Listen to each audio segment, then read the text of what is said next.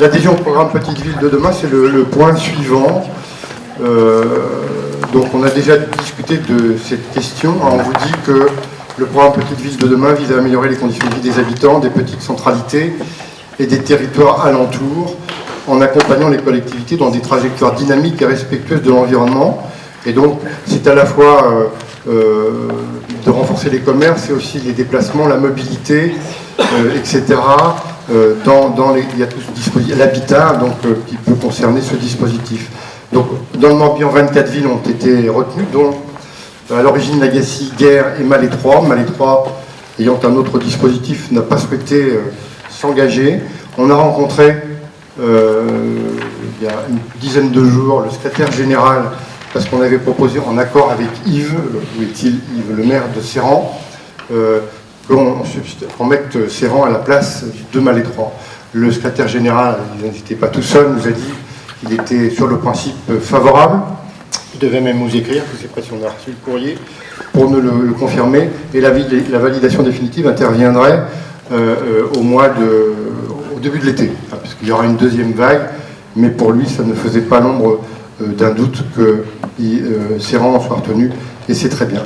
Donc on a une première étape et on a 18 mois pour le faire.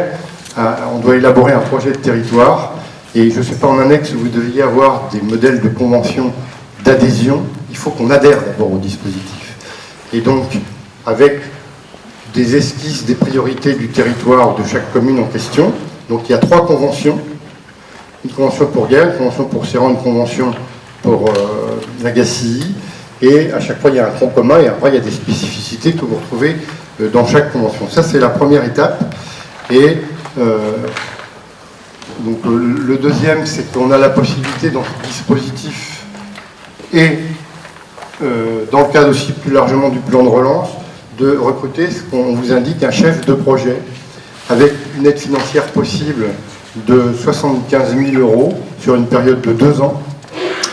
On a la possibilité aussi de recruter des managers, enfin un manager de commerce, avec une aide possible de 20 000 € par an pour le manager. Donc le manager, il sera sous la conduite du chef de projet chargé d'établir des priorités, un projet de territoire pour chacune des communes, mais ça ruissellera automatiquement sur les communes d'à côté. Et après, on signera une convention cadre, c'est ce qu'on vous indique à la page 4, en haut, qui vaudra opération de revitalisation des territoires.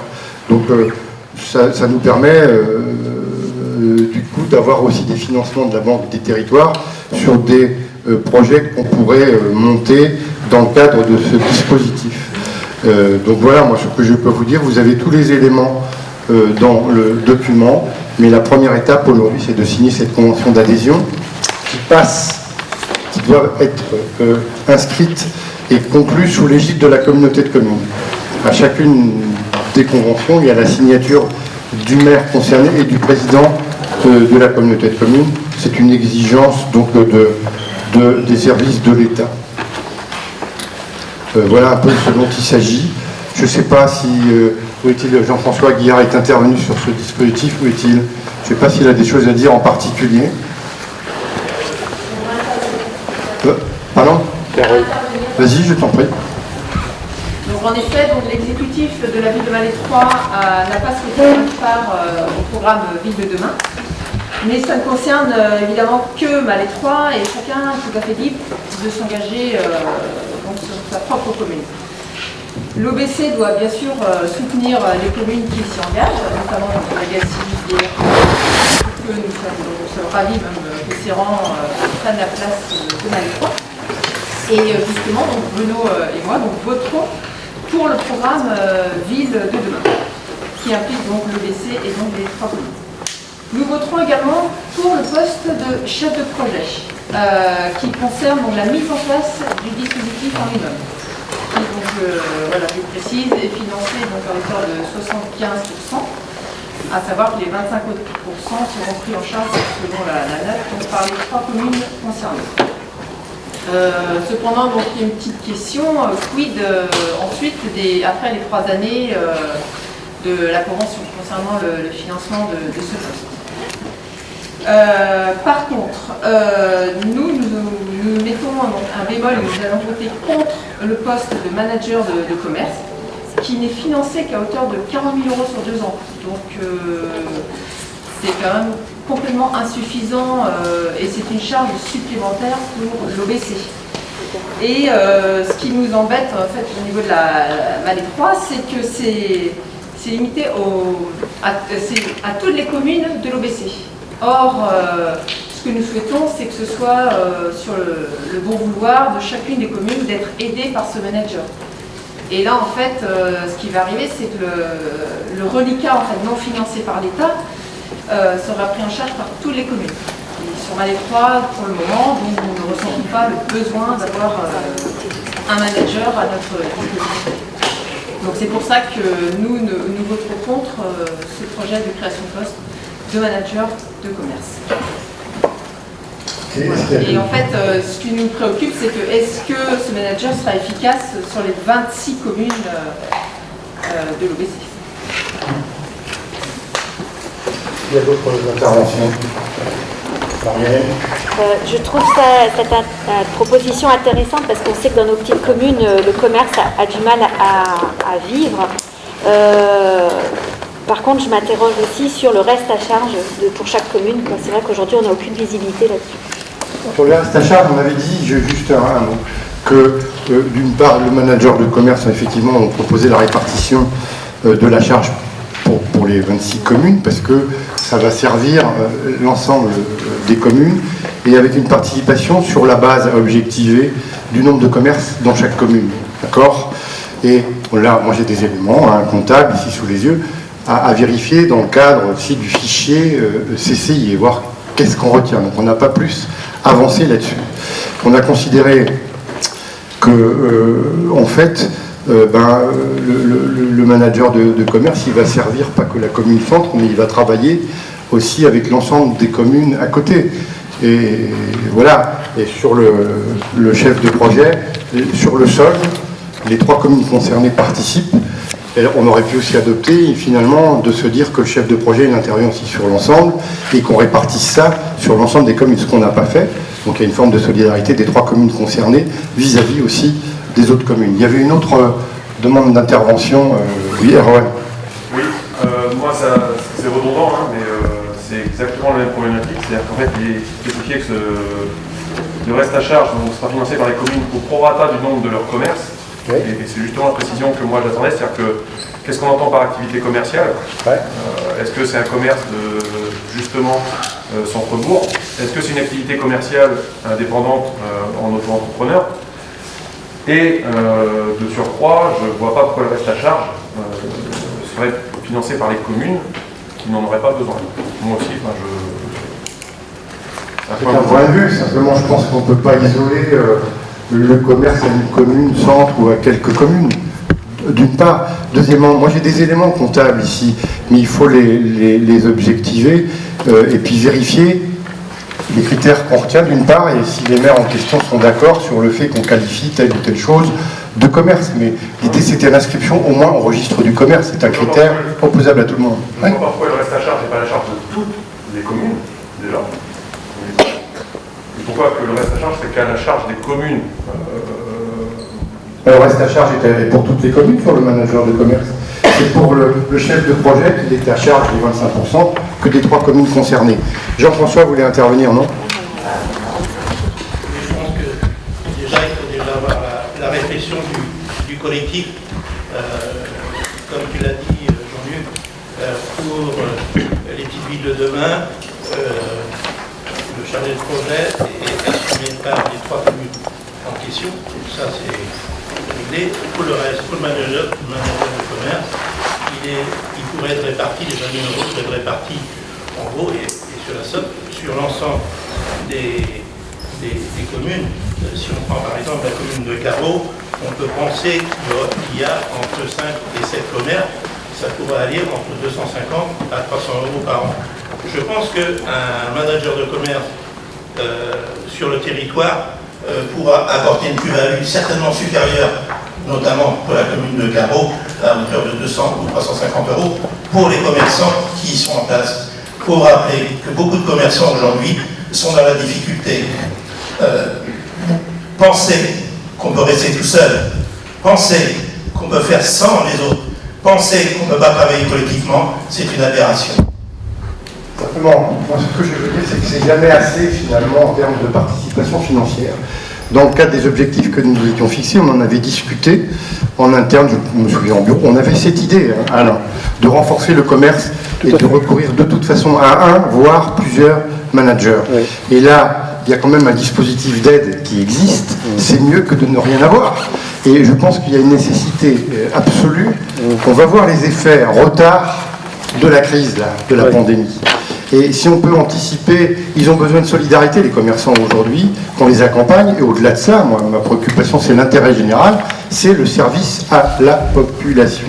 Et si à travers un dispositif comme ça, on peut développer les choses, après chacun a l'opinion qu'il veut. Si Malais 3 veut rester comme il est, plutôt isolé, ben, le manager de commerce, il n'ira pas à Malais 3. Après tout, je ne sais pas ce qu'en pensera la population. Mais on est là pour servir l'ensemble des acteurs et des habitants du territoire. Bon, après, on verra. Moi, je trouve que c'est une initiative intéressante. On a été retenu. On aurait pu ne pas être retenu, déjà. Et on a senti vraiment, enfin, je n'ai pas sous le contrôle de mes collègues, que l'État, la préfecture, le secrétaire général est vraiment disposé à nous soutenir sur ce dispositif à 150%. Voilà. Bon, maintenant, c'est une proposition, une délibération qui vous est soumise. On peut ne pas être d'accord. Guénaël. Juste une remarque, donc la commune d'Augan avait candidaté aussi sur le dispositif Petite Ville de demain. Quand on avait candidaté parce qu'en fait le concept était expliqué comme des projets à l'initiative des communes, petites communes. Il y a même des exemples en France où il y a également des petites communes ou des associations de petites communes en fait qui ont été élues Petite Ville de demain. Donc en fait, sur le papier, le projet Petite Ville de demain était expliqué, oui, c'est pour favoriser le développement de projets, d'initiatives locales, encourager voilà, les projets dans petites communes ou plus grosses communes. Et en fait, je m'aperçois, en fait, au fur et à mesure de la façon dont ça s'est passé, mais bon, après, le truc, c'est que les choses sont définies d'avance, en fait. Donc en fait, on arrive sur un choix parce que un choix des plus grandes villes de la Comcom. Non pas parce qu'il y a des projets qui sont présentés et qui rentrent dans le cadre ou qui seraient dynamiques par rapport au développement de la Comcom, mais parce que c'est les plus grandes villes. Et donc, du coup, on est sur un processus très technique, en fait, où on va embaucher des chefs de projet et des managers de commerce qui n'ont pas de rapport avec des initiatives locales qui auraient soi-disant été, seraient émergentes et qui pourraient rentrer dans ce petit ville de demain tel qu'il était expliqué sur le papier. Ils vont faire un état des lieux, ils vont faire un diagnostic, ils vont quand même pas être hors sol, hein. Ils vont intégrer quand même les dispositifs qui existent et les attentes des uns et des autres, et de vous en particulier les maires, naturellement. Sinon ça n'a aucun intérêt. Et il y a aussi dans ce dispositif possible, par exemple, la reconversion de friches. Et voilà, c'est pour ça que... Ça peut être intégré aussi. Voilà. Dans le cadre du plan de relance, je n'ai pas tout ça sous les yeux, mais il y a 60 fiches. Et donc, ce sera à déterminer. Il faut établir, on a 18 mois pour établir un projet. On ne va pas l'établir, moi, hier, seul. On va associer les communes qui sont aussi à côté. Et donc, on intégrera, y compris les propositions que tu peux faire et pourquoi on n'y retiendrait pas. C'est pas du tout univille, hein. Ce sera vraiment élargi à l'ensemble. Oui, Erwan. Oui, donc moi, pour rebondir, effectivement, ce que je veux dire, c'est qu'au jour d'aujourd'hui, on le découvre. Moi, jamais on m'a dit, en tant que maire, que la commune de Carreau aurait 250 ou 300 euros à participer. C'est-à-dire qu'en fait, on arrive ce soir, effectivement, je rejoins Guénaël, c'est défini, c'est présenté comme ça, on ne sait pas où on va. Voilà. Je sais, mais nous a imposé des délais. Vraiment. Et on nous a dit même que l'avant-projet, il fallait qu'il soit prêt en juin, fin juin. Mais on n'est pas associé à la réflexion. Ah, mais non, c'est le dispositif. Mais le dispositif qui y a, si c'est la participation, sur la participation, sur le reste, les 75% et les 20 000, c'était dans le texte. C'est pas nous qui l'avons inventé. Hein. C'est ce qu'on nous propose. Donc moi, je ne peux vous proposer que ça. Nous, on n'a pas les éléments pour ça. Bon, vous les avez là. Je vois pas comment on peut aller plus loin que ce qu'on vous propose. Enfin, tu as le droit de penser ça, naturellement. Oui. Les 40 000 qui sont aidés, c'est juste sur un an ou c'est sur les 3 années? Non, c'est 2 ans. Oui. 2 ans. Et on a fait une estimation ici sur une rémunération à 40 000 euros, c'est-à-dire 20 000 aides et 20 000 dispositifs. Moi, je pourrais vous passer des éléments. Par exemple, qu'est-ce que je vais prendre? Caro, il l'a évoqué tout à l'heure, Jean-François. Je vois Boal, par exemple, si on part sur la base de 3 à 4 commerces, à vérifier, c'est 181 € de participation par an. Tu veux savoir pour toi? Moi, je vais te le dire. Je vais faire comme Sarkozy. Je vais te le dire. Saint-Malo-de-Baignon, 3, encore 1%, 136 €. Ça ne va pas grever trop ton budget quand même. Et l'effet est quand même très très important. Alors moi, peut-être que j'ai pas bien compris, je trouve que c'est une opération très intéressante. Pour autant, je trouve aussi qu'en tant que maire, quand on doit voter, il faut qu'on sache à quoi on s'engage pour notre commune. C'était juste ça. Ah oui, ça l'est, et c'est ce que je te dis, je ne peux pas dire plus. Nous, on fait cette proposition, maintenant elle est actée ou pas. Alain et Christelle. Ouais. À la limite, donne les montants pour tout le monde. Oui. Pardon? À la limite, si tu veux bien, donne les montants pour tout le monde, comme ça. Ah, là, je ne les passerai, Les ça. maires auront Mais ce sont sur des bases, Oui, ce sont c'est bon, sur des bases l'approximation. à vérifier. Oui, À vérifier. Parce que c'est le nombre de commerces qu'il faut vérifier. ouais, on n'est pas sûr du nombre de commerces, et Erwan a raison sur la critérisation des commerces qu'on retient. Voilà, on en discutera. On a fait une approche parce qu'on l'a demandé à Valérie, C'est qui ça. nous a fait ça, je vais vous donner. Au Gand, sur là-bas, je ne vais pas vous donner le montant. Par an, 544, Baignon 590, Boal 181, Carentoire 1043, Carreau 317. Je suis parti sur une base de commerce qui reste à affiner, attention.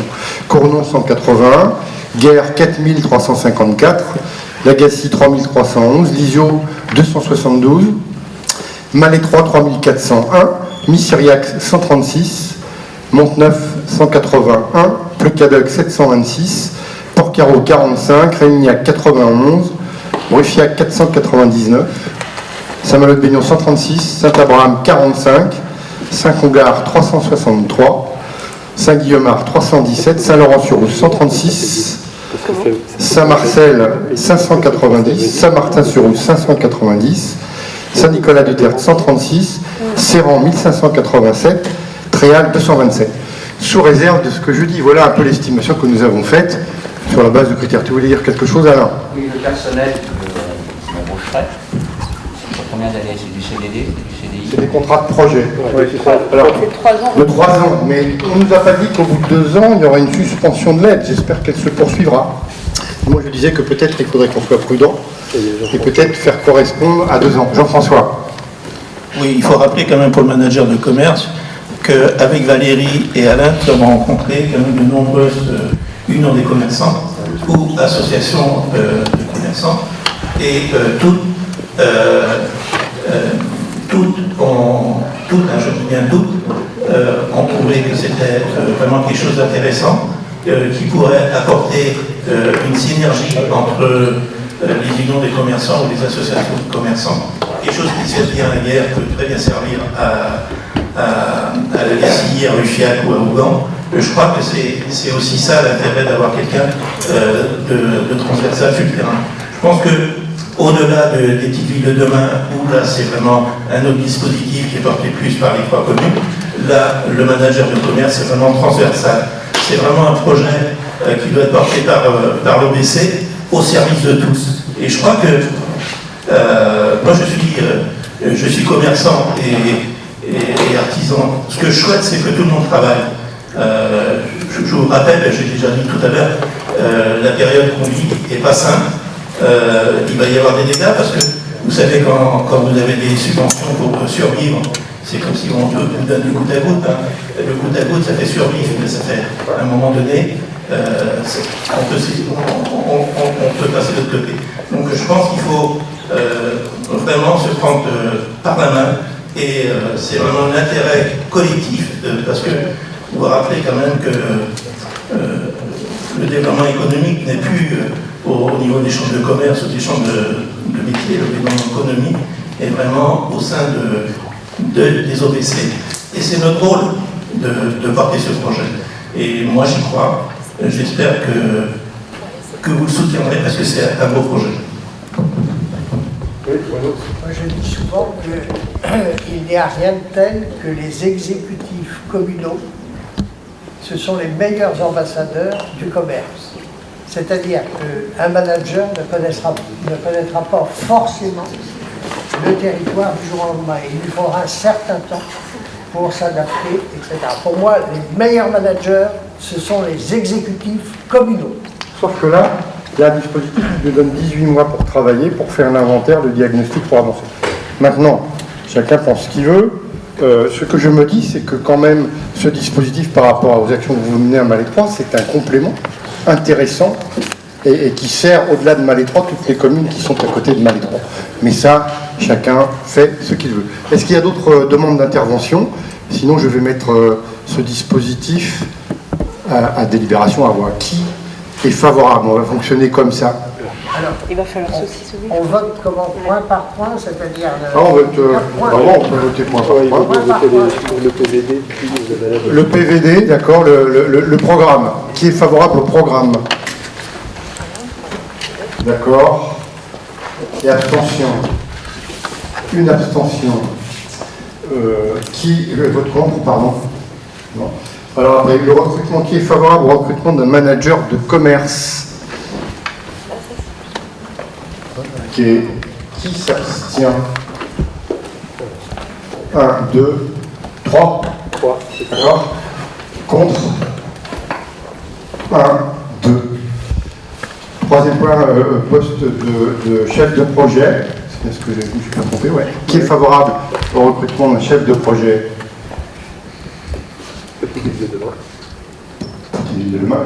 Qui s'abstient? 1, 2, 3, 4. C'est ça? Est-ce que vous pouvez bien relever la main? Ouais, s'il vous plaît. 1, 2, 3, 4, 5. Qui vote contre? Merci beaucoup. Donc à suivre, on va affiner tout ça et naturellement, localement, autour des communes centres, entre guillemets, là, les communes périphériques seront associées à la démarche. Ensuite, le point 7, il y a beaucoup de points pour le président. Ce soir, tableau des effectifs, je ne vais pas rentrer dans le détail, simplement, moi, ce que je peux vous dire sur ce tableau des effectifs, si vous avez calculé, il y a 13 transformations de postes, donc ce n'est pas des créations, ça répond à des besoins d'ajustement suite à des départs à la retraite, suite à des recrutements qui doivent correspondre au grade des personnes qui viennent nous rejoindre. Il y a 3 créations de postes, qui sont 3 créations pour le musée. Et pour les créations de postes pour le musée, le bureau communautaire avait délibéré favorablement. Moi, j'ai un tableau récapitulatif ici sur le musée, sur les charges, et était intégré dans les dépenses la création de ces postes-là, en plus de ceux qui existent. Donc, c'est par différentes filières. Si vous avez des questions sur les postes en question, il ne faut pas hésiter. Si je suis en mesure de vous répondre, mais Luc, s'il est à mes côtés, il pourra tout à fait apporter sa contribution.